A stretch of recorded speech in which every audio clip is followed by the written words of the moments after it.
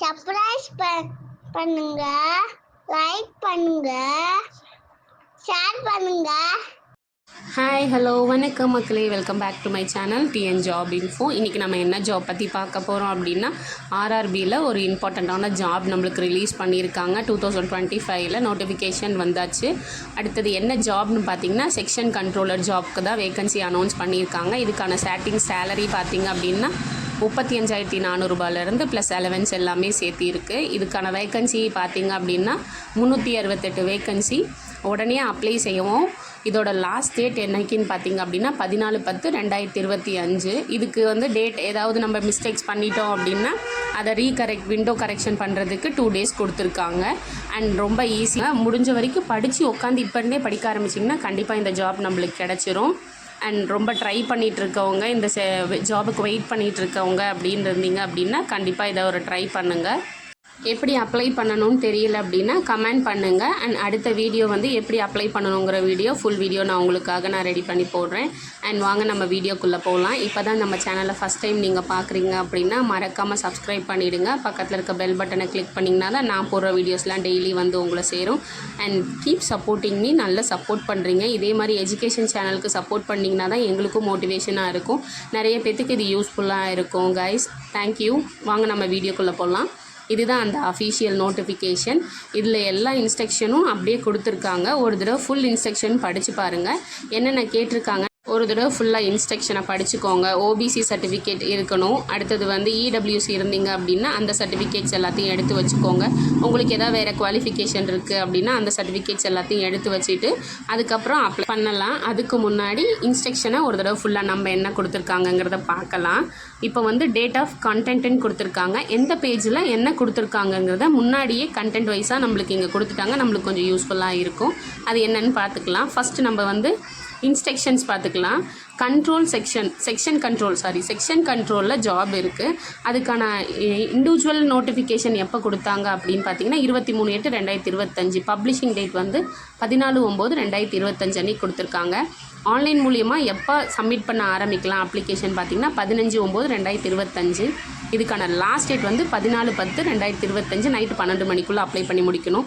இது ஏதாவது மிஸ்டேக்ஸ் அந்த மாதிரி ஏதாவது இருந்துச்சு அப்படின்னா அதுக்கு 2 நாள் கொடுத்துருக்காங்க. இது ஃபீஸ்க்கான லாஸ்ட் டேட் பார்த்திங்கன்னா 16/10/2025 12 மணிக்குள்ளே.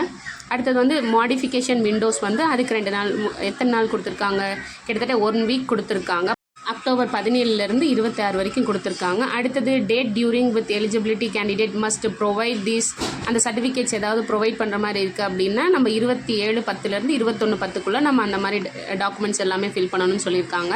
சிடிபி கம்ப்யூட்டர் பேஸ்ட் டெஸ்ட்டில் தான் இந்த மாதிரி எக்ஸாம் நடக்கும்னு சொல்லியிருக்காங்க. எலிஜிபிலிட்டி இந்தியன் சிட்டிசனாக இருந்தால் போதும்னு சொல்லியிருக்காங்க. அடுத்த கீழே இன்ஸ்ட்ரக்ஷன்ஸ் பார்த்திங்க அப்படின்னா ரிசல்ட் எல்லாமே வெப்சைட் மூலியமாக தான் நம்மளுக்கு அனௌன்ஸ் பண்ணுவேன்னு அவங்களே சொல்லிட்டாங்க. எல்லாமே ஆன்லைன் மூலியமாக தான் நடக்கும். ஆஃப்லைன் மூலியமாக எதுவுமே கன்சிடர் பண்ண மாட்டாங்க. அடுத்தது கீழே இன்னும் ஸ்க்ரால் பண்ணிங்கன்னா 1 to 54 பேஜஸ் இருக்குது. இது வேகன்சி அட் எ கிளான்ஸ்னு கொடுத்துருக்காங்க. ஒரு தடவை பார்த்துக்கோங்கன்னு. செக்ஷன் கண்ட்ரோல்லேருந்து பே லெவல் 6. இதுக்கான starting 35,400 starting salary. Medical standard A2 இருக்கணும்னு சொல்லியிருக்காங்க. அண்ட் நார்மல் ஏஜ் எப்படி இருக்கும் அப்படின்னா 20 to 33 இருக்கணும்னு சொல்லியிருக்காங்க. ஃபுல் டீட்டெயில்ஸ் கீழே கொடுத்துருப்பாங்க. அப்போ நான் உங்களுக்கு சொல்கிறேன். வேகன்சி பார்த்தீங்கன்னா டோட்டல் வேகன்சி 368 வேகன்சி கொடுத்துருக்காங்க. மிஸ் பண்ணாமல் ஒரு தடவை ட்ரை பண்ணுங்கள். அதுக்கப்புறம் reservation SC ST OBC MBC இதில் போட முடியாது. OBC சர்டிஃபிகேட் இல்லாதவங்க வாங்கி வச்சுக்கோங்க. ஒரு 4 days அது கண்டிப்பாக வந்துடும். இடபிள்யூசியாக இருந்தீங்கன்னா அந்த சர்டிஃபிகேட்டும் ரெடி பண்ணி வச்சுக்கோங்க. அதுக்கப்புறம் அப்ளை பண்ண ஆரம்பிங்க. இதுக்கான லாஸ்ட் டேட் இவங்க கொடுத்துருக்காங்க 14/10/2025 கொடுத்துருக்காங்க. ஃபைனல் ரிசல்ட், எஜுகேஷன் குவாலிஃபிகேஷன் இந்த மாதிரி எல்லாமே கேண்டிடேட் லிஸ்டிங் எல்லாமே ஆஃபிஷியலாக தான் இங்கே வெப்சைட்டில் கொடுப்பாங்க. அது கீழே இன்ஸ்ட்ரக்ஷன்ஸ் நிறைய கொடுத்துருக்காங்க. ஹிந்திலையும் இங்கிலீஷ்லேயும் தான் இருக்குது. இங்கிலீஷில் இருக்கிறத நீங்கள் டவுன்லோட் பண்ணி வச்சுக்கோங்க. ஏதாவது டவுட்னா உடனே எடுத்து பார்த்துட்டு அதுக்கப்புறம் அப்ளை பண்ண ஆரம்பிங்க. அடுத்தது வேலிடு ஆக்டிவில் இருக்க ஃபோன் நம்பர் மெயில் ஐடி கேட்குறாங்க. Application are to be submitted online ஒன்லின்னு கொடுத்துட்டாங்க. அதை தான் நம்ம ஆல்ரெடி அங்கே பார்த்தோம் மேலே. அதான் டீட்டெயில்ஸாக இங்கே கொடுத்துருக்காங்க. ஃபைனல் லிஸ்ட் ஆர்ஆர்பி தான் செலக்ட் பண்ணணும்னு சொல்லியிருக்காங்க. அது நம்மளுக்கே தெரியும். நிறைய பேர்த்துக்கு பேசிக் இன்ஸ்ட்ரக்ஷன்ஸ் எல்லாமே இதில் கொடுத்துருக்காங்க. எக்ஸாமுக்கு என்னென்ன கொண்டு போகணும், கொண்டு போகக்கூடாது அந்த மாதிரிங்கிற டீட்டெயில்ஸும் கொடுத்துருக்காங்க. மெடிக்கல் ஸ்டாண்டர்ட் செக் பண்ணுவாங்க.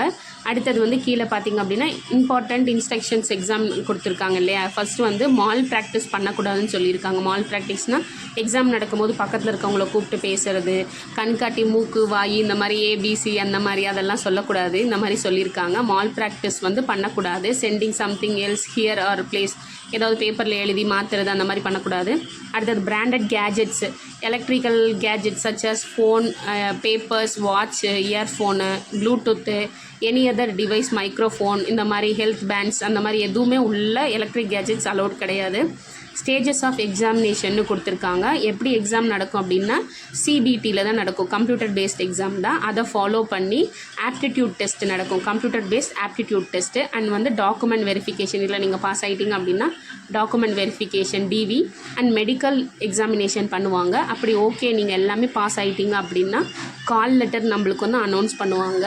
அதுக்கும் வெப்சைட்டில் தான் பண்ணுவாங்க. நம்மளுக்கு எதுவுமே ஆன்லைன் மூலியமாக தான் வரும். அஃபிஷியலாக நம்மளுக்கு வந்து ஆன்லைன் மூலியமாக மட்டும்தான் நம்மளுக்கு அனுப்புவாங்க. அதோட வெப்சைட்டில் நம்ம அடிக்கடி ஓப்பன் பண்ணி பார்க்கணும். அடுத்தது வந்து ஷார்ட் லிஸ்ட் ஃபார் வேரியஸ் ஸ்டேஜஸ்ன்னு கொடுத்துருக்காங்க. அதையும் ஒரு தடவை எல்லாத்தையும் ஒரு தடவை படிச்சுக்கோங்க. 1:1 அந்த மாதிரி எவ்வளோ கூப்பிடுவாங்க, எவ்வளோ வெயிட்டேஜஸ் இருக்கணும் எக்ஸாமில். 70% வந்து வெயிட்டேஜஸ் இருக்கணும். அடுத்தது வந்து ஆப்டிடியூடில் 30% இருக்கணும்னு சொல்லியிருக்காங்க. கேண்டிடேட் அந்த exam will be conducted taken கொடுத்துருக்காங்க. நெகட்டிவ் மார்க்ஸ் இருக்குது கண்டிப்பாக. ஒரு மார்க் தப்பாக எழுதிட்டிங்கன்னா 1/3, அப்படி பார்த்தீங்கன்னா 75% 0.75 கொடுப்பாங்கன்னு நினைக்கிறேன். அந்த மாதிரி வந்து டிடெக்ட் பண்ணிடுவாங்க. தெரிஞ்சால் மட்டும் எழுதுங்க, தெரியலனா தயவுசெய்து எழுதாதீங்க. அடுத்தது இமெயில் மூலியமாக தான் லெட்டர் வந்து நம்மளுக்கு டாக்குமெண்ட் வெரிஃபிகேஷனுக்கு எல்லாமே கூப்பிடுவாங்க. ஜென்ரல் இன்ஸ்ட்ரக்ஷன்ஸ் இங்கேயும் கொடுத்துருக்காங்க. எப்போ அப்ளை பண்ணணும், லாஸ்ட் டேட்டு, ஆன்லைனில் எப்படி அப்ளை பண்ணணும், என்னென்ன டாக்குமெண்ட்ஸ் வேணும், எப்படி ஃபோட்டோ எடுக்கணும், எவ்வளோ சைன் இருக்கணும், எம்பி இருக்கணும், அந்த மாதிரி எல்லாமே கொடுத்துருக்காங்க. லைவ் ஃபோட்டோ டிடெக்ட் பண்ணணும்.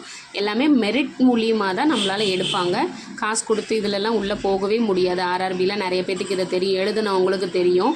அண்ட் வந்து இதில் நீங்கள் பாஸ் ஆகிட்டே அப்படிங்கன்னா ஃப்ரீ, எங்கே நீங்கள் ஊருக்கு போனாலும் ஃப்ரீ ட்ரெயின், ஓகேங்களா. உங்களுக்கு ஏதாவது இதில் ஏதாவது டவுட் இருந்துச்சு அப்படின்னா இங்கே ஹெல்ப்லைன் கொடுத்துருக்காங்க. நம்பருக்கு கால் பண்ணுங்கள், இல்லை மெயில் பண்ணுங்கள். இது எப்போ பண்ணணும்னா காலையில் 10 மணிலேருந்து 5 மணிக்குள்ளே ஒர்க்கிங் டேஸ்க்குள்ளே தான் நம்ம பண்ணணும்னு சொல்லியிருக்காங்க. அடுத்தது மெடிக்கல் ஸ்டாண்டர்டு, ஃபிட்னஸ்ஸு, விசிபிள் கேட்டிருக்காங்க. மெடிக்கல் ஸ்டாண்டர்ட் வந்து A2 இருக்கணும். ஃபிசிக்கல் வந்து நம்ம ஃபிட்டாக இருக்கமான்னு செக் பண்ணுவாங்க. அப்புறம் விசிபிலிட்டி வந்து டைரெக்டாக விசிபிலிட்டி நம்ம பக்கத்துலேருந்து ஏதாவது பார்க்க முடியுதா, ஏன்னா கண்ட்ரோல்லாம் நம்ம முன்னாடி நல்ல சிஸ்டம் பார்க்கணும் அந்த மாதிரி. அதனால் ஐ விசிபிலிட்டி செக் பண்ணுவாங்க. இதுக்கு அந்த ஏஜ் ரிலாக்ஸேஷன் பார்த்திங்க அப்படின்னா ஏஜ் வந்து 20லேருந்து 33க்குள்ளே இருக்கணும். அன்ரிசர்வ் இடபிள்யூஎஸ் கேண்டிடேட்டுக்கு 1993 பிறந்தவங்களா இருக்கணும். இதே ஓபிசியாக இருந்தீங்கன்னா 1900 பிறந்தவங்களா இருக்கணும். எஸ்சி எஸ்டியாக இருந்தீங்கன்னா 1988 பிறந்தவங்களா இருக்கலாம். ரிலாக்ஸேஷன் ஒவ்வொரு குரூப்புக்கும் வைஸ் இங்கே கொடுத்துருக்காங்க. நீங்கள் டிபார்ட்மெண்ட் வைஸ் நீங்கள் ஆல்ரெடி டிபார்ட்மெண்ட் எக்ஸாம் எழுதுறீங்க அப்படின்னா அதுக்கான ஏஜ் ரிலாக்ஸேஷனும் கொடுத்துருக்காங்க. எழுதுகிறவங்க நல்லா பார்த்து கரெக்டாக எழுதிக்கோங்க, செக் பண்ணிக்கோங்க. அடுத்தது எக்ஸாம் ஃபீஸ் கொடுத்துருக்காங்க. ஆல் கேண்டிடேட்ஸ்க்கு வந்து 500 ரூபாய் சொல்லியிருக்காங்க. Out of this fees 500 and amount of 400 will be refund அப்படின்னு சொல்லியிருக்காங்க. ரீஃபண்ட் பண்ணிடுவாங்க ஃபஸ்ட்டு ஸ்டேஜ் முடிஞ்ச உடனே. அடுத்தது ஃபீமேல் கேண்டிடேட்டுக்கு வந்து 250 rupees தான். Transgender, ex service candidate and candidate will be SC ST இந்த மாதிரி மைனாரிட்டி கம்யூனிட்டி அந்த மாதிரி இடபிள்யூஎஸ்சி இருக்கீங்க அப்படின்னா ஃபிசிக்கல் ஏபிள் பர்சனாக 250 தான். த fees will be 250 shall be refund. அந்த 250 முழு அமௌண்ட்டுமே நம்மளுக்கு ரீஃபண்ட் பண்ணிடும்னு சொல்லியிருக்காங்க. பேமெண்ட் மெத்தட் வந்து ஆன்லைன் மூலியமாக தான் பேமெண்ட் பண்ண முடியும். ஏதாவது பேங்கிங் அக்கௌண்ட்டை வச்சுருந்தீங்க அப்படின்னா அது மூலியமாக தான் பே பண்ண. இந்த எக்ஸாமுக்கு எப்படி அப்ளை பண்ணணும்னு வீடியோ வேணுன்னா ப்ளீஸ் கமெண்ட் பண்ணுங்கள். இந்த வீடியோ உங்களுக்கு யூஸ்ஃபுல்லாக இருக்கும்னு நினைக்கிறேன். See you on the next video guys. Bye.